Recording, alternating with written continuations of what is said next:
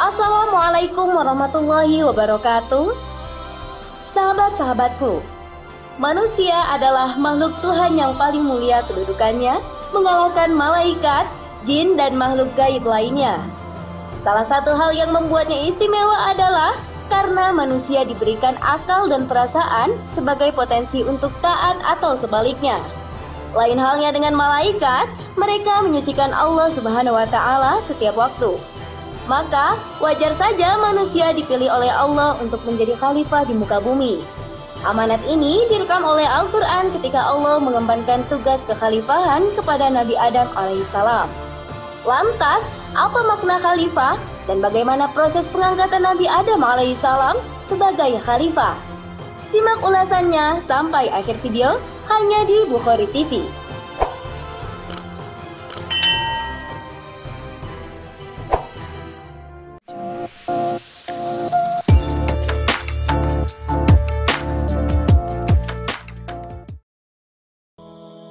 Sebelum masuk ke dalam kisah kekhalifahan Nabi Adam, ada baiknya kita memahami makna istilah-istilah yang berkaitan dengannya.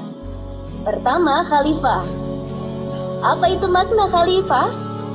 Menurut Al-Marogi, khalifah adalah pengganti dengan jenis yang lain atau yang datang kemudian. Selanjutnya, ia menambahkan bahwa maksud dari khalifah adalah sebagai pengganti Allah di muka bumi untuk melaksanakan dan menyampaikan perintahnya kepada manusia. Ragib Al-Asfani mengatakan bahwa kata khalifah berakar dari kata khalafa, yang merupakan lawan kata dari Al-Qudam, para pendahulu. Menurutnya, khalafah memiliki arti yang datang kemudian.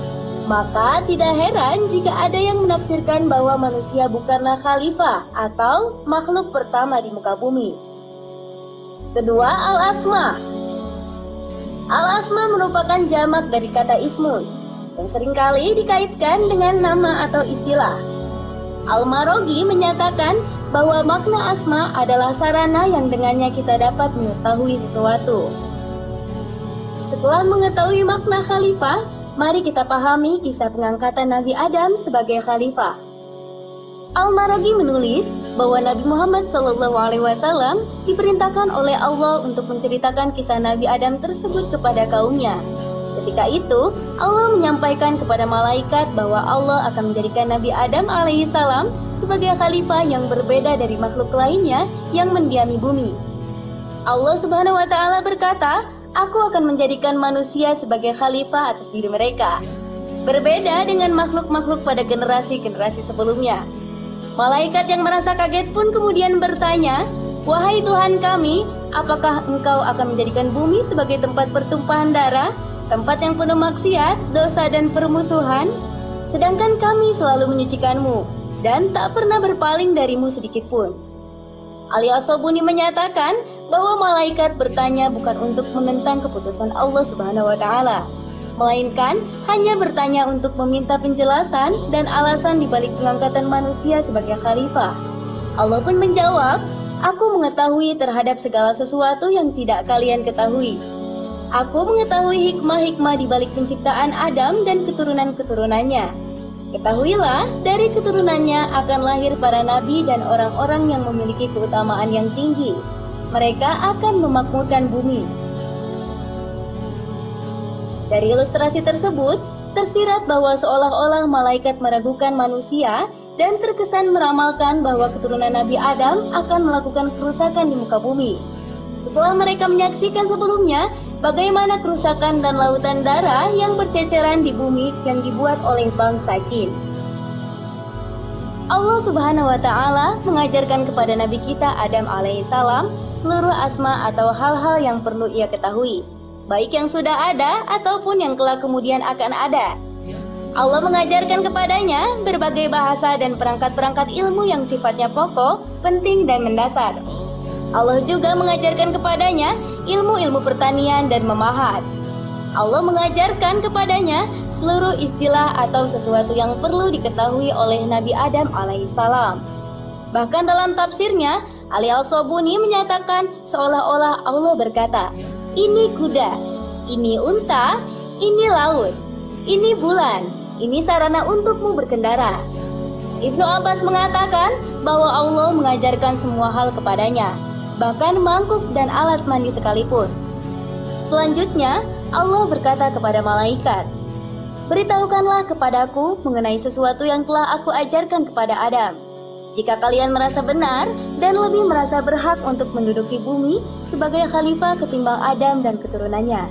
Para malaikat menjawab, "Tuhanku, kami akan selalu senantiasa mensucikanmu dari sifat-sifat yang tidak layak. Kami hanyalah makhluk kecil, lemah dibanding ilmumu yang begitu luas. Kami tidaklah memiliki ilmu sedikit pun, melainkan apa yang telah engkau ajarkan kepada kami. Sesungguhnya, engkau satu-satunya zat yang maha mengetahui terhadap segala sesuatu, dan maha bijaksana terhadap semua yang telah engkau ciptakan."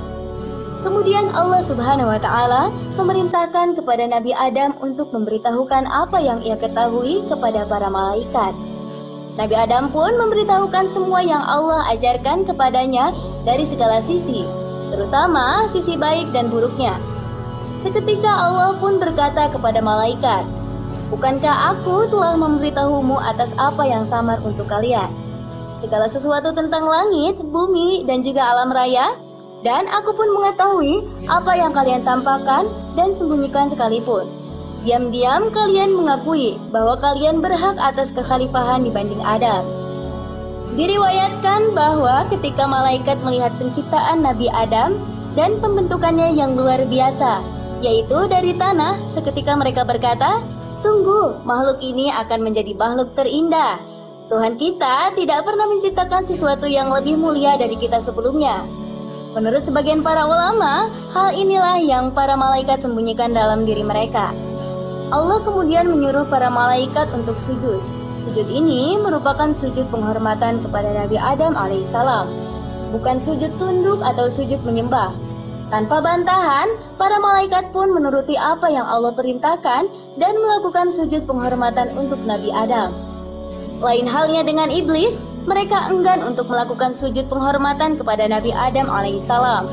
Mereka merasa lebih mulia karena mereka diciptakan dari api, sedangkan Nabi Adam dari tanah.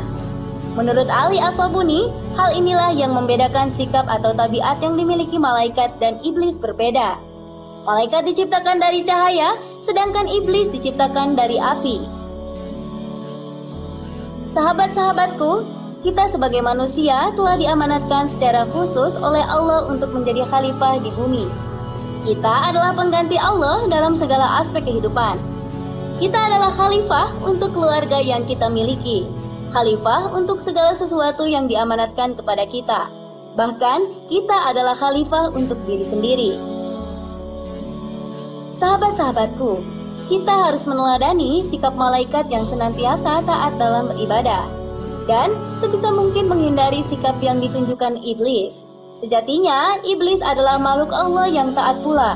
Namun, karena sikap sombong dan angkuhnya, ia menjadi makhluk yang dibenci oleh Allah. Rasulullah SAW bersabda, "Setiap masing-masing kalian adalah pemimpin, dan masing-masing dari kalian akan diminta pertanggungjawabannya. Wallahu a'lam. Wassalamualaikum warahmatullahi wabarakatuh."